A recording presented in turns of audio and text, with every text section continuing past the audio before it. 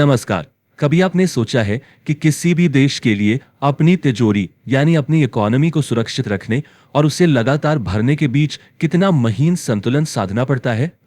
भारत ने हाल ही में अपनी फॉरेन इन्वेस्टमेंट पॉलिसी में एक ऐसा ही बड़ा और बहुत स्ट्रेटेजिक कदम उठाया है। तो आज हम इसी को डिकोड करेंगे और समझेंगे कि इसका हमारी इकोनॉमी और नेशनल सिक्योरिटी पर आखिर असर क्या पड़ेगा।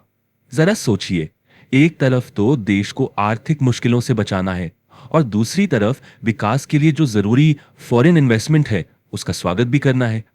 ये बिल्कुल एक रस्सी पर चलने जैसा है ना? A very delicate balancing act. और भारत ने पिछले कुछ सालों में इसी बड़ी चुनौती का सामना किया है। तो चलिए इस पूरे सफर को समझते हैं। हम देखेंगे कि ये कहानी 2020 में आखिर शुरू कैसे हुई, फिर इसमें क्या-क्या चुनौतियां आईं और कैसे अब जो नए नियम आए हैं वो डेवलपमेंट और सिक्योरिटी के बीच एक नया रास्ता, एक नया संतुलन बनाने की कोशिश कर रहे हैं। तो हमारी ये कहानी शुरू होती है साल 2020 से। एक ऐसा साल जो पूरी दुनिया के लिए, हम सबके लिए एक बड़ा मोड़, एक टर्निंग पॉइंट लेकर आया।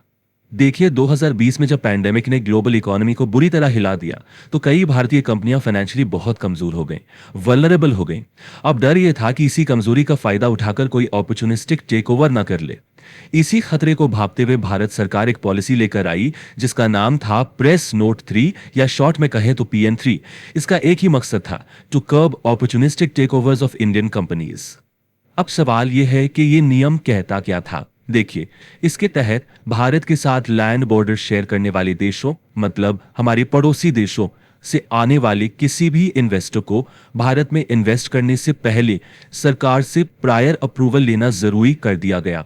इसी को गवर्नमेंट रूट कहा गया। मतलब इन्वेस्टमेंट चाहे 1 रुपए का हो या 1000 करोड़ का, हर इन्वेस्टमेंट की पहली सरकारी स्क्रीनिंग होगी। लेकिन जैसा कि अक्सर होता है, एक पॉलिसी जो प्रोटेक्शन के लिए बनाई गई थी उसका एक अनइंटेंडेड कॉन्सिक्वेंस, मतलब एक अनचाहा नतीजा भी सामने आया। हुआ ये कि सुरक्षा के लिए बनाया गया ये जो सख्त गवर्नमेंट रूट था वो अनजाने में एक इन्वेस्टमेंट बॉटलनेक बन गया, यानी एक तरह की रुकावट।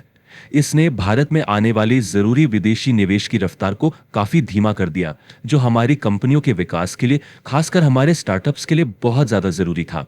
और बस इसी बाधा को हटाने के लिए और पॉलिसी को फाइन ट्यून करने के लिए नियमों को फिर से रिकैलिब्रेट किया गया। चलिए अब देखते हैं कि यह नया समाधान आखिर है क्या। यहां आप साफ साफ देख सकते हैं कि नियम कैसे बदले हैं। पहले हमारे पड़ोसी देशों यानी लैंड बॉर्डर कंट्री से आने वाले हर इन्वेस्टमेंट के लिए सरकारी मंजूरी जरूरी थी। लेकिन अब अगर कोई इन्वेस्टर किसी कंपनी में 10% से कम हिस्सेदारी यानी अ माइनॉरिटी स्टेक खरीद रहा है और वो एक नॉन कंट्रोलिंग इन्वेस्टर है, मतलब उसका कंपनी के मैनेजमेंट डिसीजंस पर कोई कंट्रोल नहीं है, तो वो ऑटोमेटिक रूट से इन्वेस्ट कर सकता है, यानी बिना किसी प्रायर गवर्नमेंट अप्रूवल के। तो इस नई नीति के 3 बड़े स्तंभ हैं, 3 मेन पिलर्स। पहला, बेनिफिशियल ओनर यानी असली मालिक कौन है। इसकी परिभाषा को prevention of money laundering act 2005 के नियमों के हिसाब से और साफ किया गया है ताकि ट्रांसपेरेंसी रहे। दूसरा, जैसा हमने अभी देखा, 10% से कम के नॉन कंट्रोलिंग इन्वेस्टमेंट को ऑटोमेटिक रूट से आने की इजाजत दी गई है। और तीसरा, कुछ खास सेक्टर्स में इन्वेस्टमेंट प्रपोजल्स को अब सिर्फ 60 दिनों के अंदर मंजूरी मिल जाएगी। तो ये बेनिफिशियल ओनर या बीओ होता कौन है? देखिए, सिंपल टर्म्स में the individual who ultimately owns और कंट्रोल्स द कंपनी। अब जब आप PMLA जैसी एक एस्टैब्लिश्ड लीगल डेफिनेशन को अपनाते हैं तो इससे इन्वेस्टर्स के लिए क्लैरिटी बढ़ जाती है, कोई कंफ्यूजन नहीं रहता और बिजनेस करना आसान हो जाता है।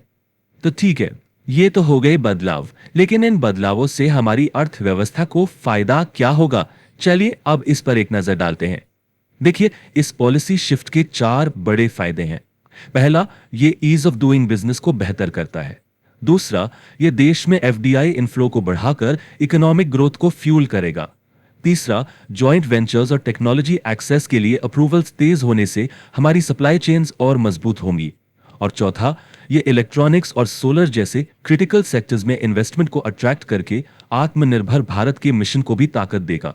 सिर्फ 60 दिन, ये है नई टाइम लिमिट कुछ इंपॉर्टेंट सेक्टर्स में इन्वेस्टमेंट को मंजूरी देने के लिए। यह दिखाता है कि सरकार अब स्पीड और एफिशिएंसी पर कितना ज्यादा जोर दे रही है। इसका जमीनी स्तर पर क्या असर होगा? अब हमारे स्टार्टअप्स और टेक कंपनीज के लिए फॉरेन फंड्स जुटाना पहले से कहीं ज्यादा तेज और आसान हो जाएगा, जो देश में इनोवेशन को एक नई उड़ान देगा। क्योंकि कैपिटल तक आसान पहुंच इनोवेशन की पहली और सबसे जरूरी शर्त है।